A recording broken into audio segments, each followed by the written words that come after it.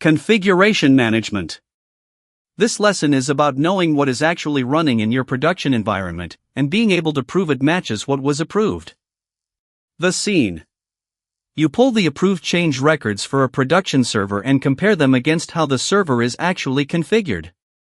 A firewall rule is open that no change ever authorized. Nobody can say when it was added or by whom. The change records on the live system tell two different stories, and only one of them was approved. Configuration management maintains an authoritative record of the configuration items that make up the IT environment, servers, applications, network devices, their attributes and relationships, together with their approved baseline state. Often that record lives in a configuration management database, a CMDB. Its purpose is to answer two questions: what is actually in production, and does it match what was authorized? And that is why a CMDB is more than an asset inventory. An asset list tells you a server exists.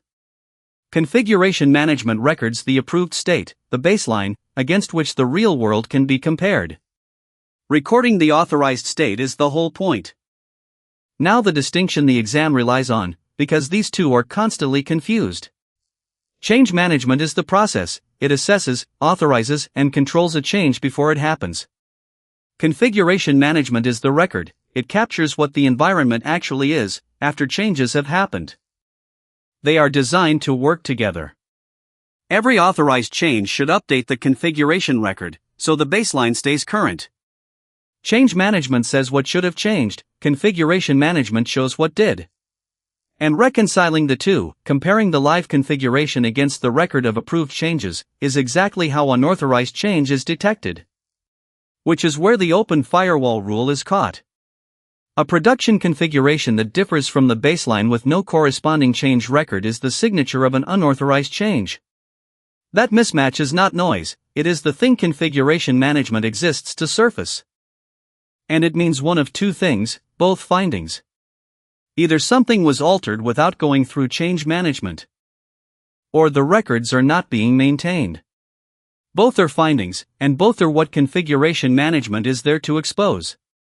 When you see a live configuration differ from the approved baseline with nothing to account for it, you investigate.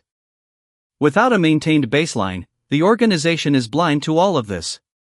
It cannot tell an approved state from a drifted one, cannot detect that a rule was opened without approval, and cannot even reliably say what is running in production.